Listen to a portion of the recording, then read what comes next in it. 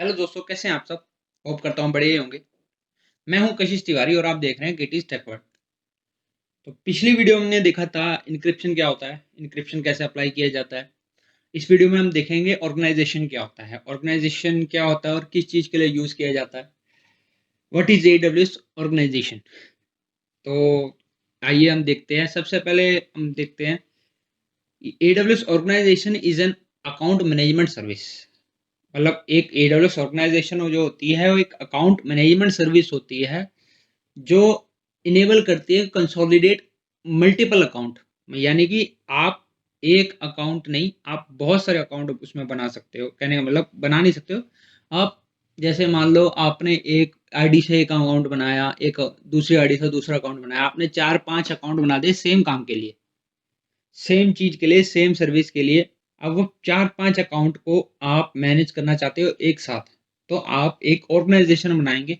Organisation के अंदर आपका क्या होगा बेनिफिट, कि आपको एक मास्टर अकाउंट मिलेगा। उस मास्टर अकाउंट में जो है आप सारे आप ऑर्गेनाइज कर सकते हैं। जैसे आप अलग अलग डिपार्टमेंट वाइज उनको कर सकते हैं, अलग अलग जो ट्री आप कह सकते हैं ना, एक ऑर्गेनाइजेशन ट्री होता है, उसके हिसाब से आप इसको मैनेज कर सकते हैं। और इसमें बहुत सारी अलग अलग फीचर्स होते हैं। तो देखते हैं क्या क्या फीचर्स होते हैं। तो सबसे पहले फीचर्स पे जाते हैं। Centralise management of all your AWS account. जो ये देता है सेंट्रलाइज मैनेजमेंट देता है AWS अकाउंट्स का। यानी आप अगर जितने भी आपके AWS अकाउंट होंगे, आप इसके थ्रू आप सेंट्रलाइज मैनेजमेंट एक्सेस ले सकते हो। यानी कि आप एक अकाउंट से सारे अकाउंट मैनेज कर सकते हो। जो आपका मास्टर अकाउंट होगा, जो जिस भी अकाउंट को मास्टर अकाउंट बनाएंगे, उससे आप जो मल्टीपल आपके अकाउंट्स हैं उनको आप मैनेज कर सकते हैं।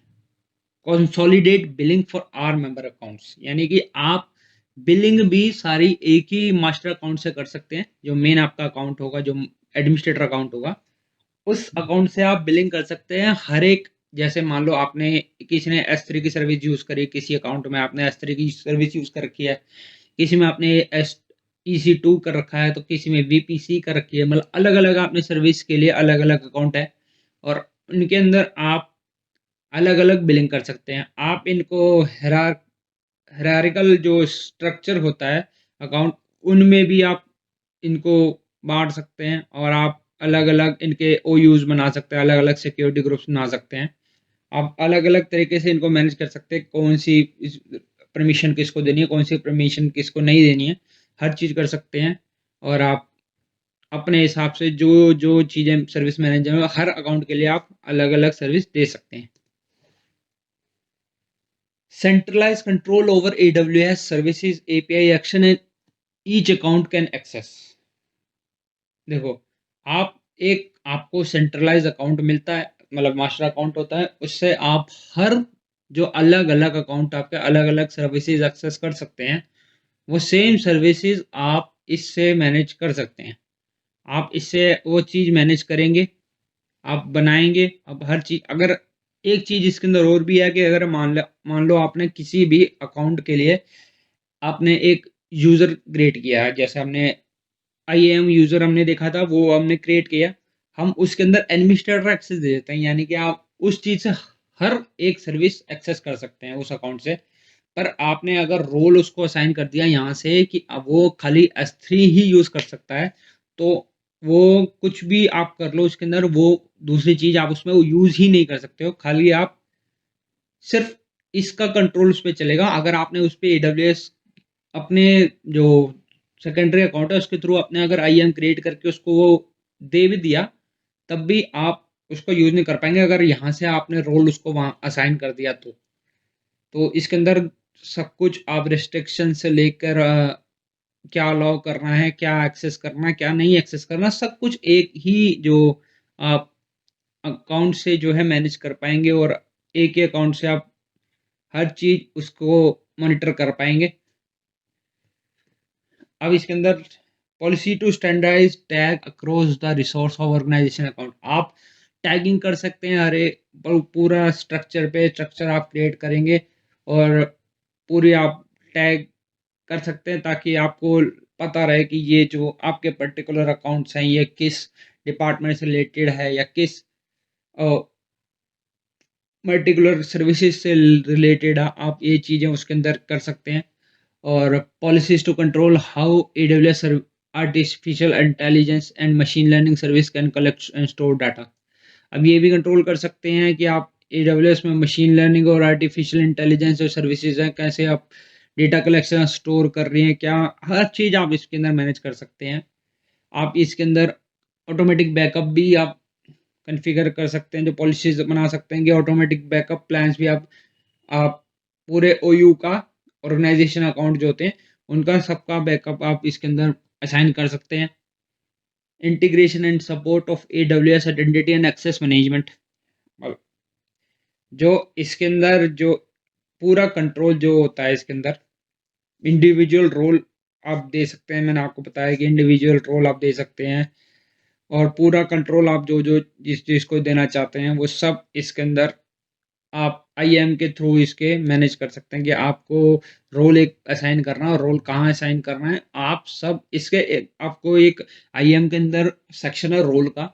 रोल के अंदर आप जाएंगे तो वहाँ पे आप रोल असाइन कर सकते हैं पर्टिकुलर एक सर्विस के लिए। आप एक पर्टिकुलर सर्विस के लिए वो रोल असाइन कर सकते हैं और वही सेम रोल आप दूसरे अकाउंट को वो रोल रोल को यूज़ करके आप जो अलग अलग जो आप सर्विसेज हैं आप अलग अलग अकाउंट्स को जो है आप प्रोवाइड करा सकते हैं। एक रोल क्रिएट करेंगे और रोल से जैसे ही वो उससे कनेक्ट हो जाएगा वो इसके अंदर आप रोल असाइन कर सकते हैं। Integration with other AWS services. You can leverage a multi-account management service available in AWS organization with selected AWS services to perform tasks on all accounts that are member of an organization। यानी कि आप एक multi account management service एक कर सकते हैं कि आप जो आप चाहते हैं, जैसे कोई टास्क है आप हर एक अकाउंट पे आप परफॉर्म करना चाहते हैं तो आप कर सकते हैं इसके अंदर। और सारे जो भी मेंबर अकाउंट है ऑर्गेनाइजेशन के उसके ऊपर आप इस जो आप टास्क कोई भी परफॉर्म करना चाहते हैं आप कर सकते हैं। ग्लोबल एक्सेस, ये ग्लोबली एक्सेसिबल होता है, कहीं से भी आप इसको एक्सेस कर सकते हैं। कुछ भी इसके अंदर जो चीज़ें हैं आप कहीं से भी इसको कोई भी रीजन हो आपका ये ग्लोबल होता है। मतलब कहने का मतलब कुछ चीज़ें जो होती है आपकी आप कोई बहुत सारी सर्विसेज होती हैं वो एक जो आपका रीजन है रीजन पे बेस्ड होती हैं। आप एक रीजन पे ही उनको यूज़ कर सकते हैं, मतलब रीजन वाइज होती हैं कि आप एक रीजन पर्टिकुलर होगा उसके ऊपर वो सर्विस होगी और लेकिन अगर आप वो रीजन स्विच कर देंगे तो वो सर्विस आपकी वहाँ नहीं रहेगी। कहने का मतलब आपको शो ही नहीं करेगी, आपको सिर्फ उस पर्टिकुलर रीजन में शो करेगी। पर ये ग्लोबल एक्सेस कर सकते हैं सब। ग्लोबल एक्सेस यानी कि मतलब आप किसी भी रीजन में इसको ऑपरेट कर सकते हैं। ऐसा कोई वो नहीं है कि मतलब आपको पर्टिकुलर एक रीजन होना चाहिए, ऐसा नहीं है, ये ग्लोबल सर्विस है। डेटा रेप्लिकेशन है वो इवेंचुअली कंसिस्टेंट है, यानी कि बहुत ज़्यादा कंसिस्टेंटली ये डेटा रेप्लिकेट करता है।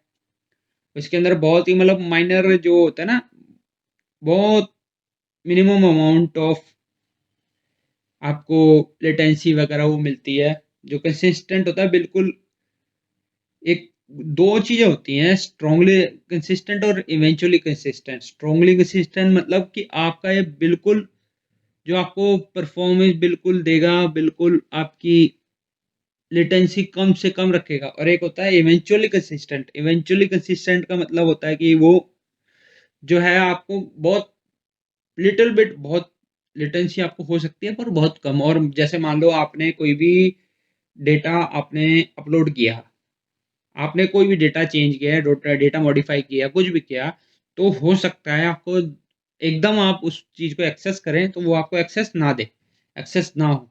तो इसे कहते हैं इवेंचुअली कंसिस्टेंट, मतलब एकदम नहीं होगा, आपको 1-2 मिनट वेट करना पड़ सकता है उसके लिए कि अगर आपको वो एक्सेस चाहिए। 1-2 मिनट से ज़्यादा टाइम नहीं लगता है यूजुअली, पर हो सकता है, ये भी हो सकता है कि मिल जाए, लेकिन ये भी हो सकता है कि ना मिले। कि मतलब ये नहीं है कि एकदम आपने कुछ भी हाईली अवेलेबिलिटी जो होती है इसकी होती है, हाईली अवेलेबल होता है ये। तो अवेलेबल जो स्ट्रोंगली एक उसके अंदर जो होता है आपका बिल्कुल बहुत ज़्यादा हाईली अवेलेबल होता है। ये भी हाईली अवेलेबल होता है पर अक्रॉस द रीजन्स और अक्रॉस द जो आपके अवेलेबिलिटी जोन्स है ये आपका अवेलेबल होता है, पर ये जो होता है इसके अंदर आपको एकदम नहीं मिलेगी। कहने का मतलब आपने कोई भी डेटा अपलोड किया, वो एकदम आपका रेप्लिकेट नहीं होगा, एकदम आपको एक्सेस नहीं होगा। अब एकदम आप एक्सेस करेंगे उस डाटा को, तो ज़रूरी नहीं है कि वो एकदम आपको एक्सेस मिल जाए। तो ये तो हो गया आपका डेटा रेप्लिकेशन, जो इवेंचुअली कंसिस्टेंट है, फ्री टू यूज़। ये आपका ऑर्गेनाइजेशन का जो फीचर है, इसका कोई भी, जैसा IAM है वैसे ये है, मतलब इन इसका कोई भी अलग से चार्ज नहीं है। इसके अंदर जो अकाउंट आप ऐड करेंगे, वो जो भी सर्विसेज उसके अंदर यूज़ होंगी, वो आप उनका ही चार्ज देंगे, उसके अलावा किसी दूसरी चीज़ का चार्ज नहीं देंगे। और इसके अंदर कोई भी आपको जो है एक्स्ट्रा चार्ज नहीं मिलेगा, कोई भी एक्स्ट्रा चार्ज, एडिशनल चार्ज होता ही नहीं इसका कोई भी।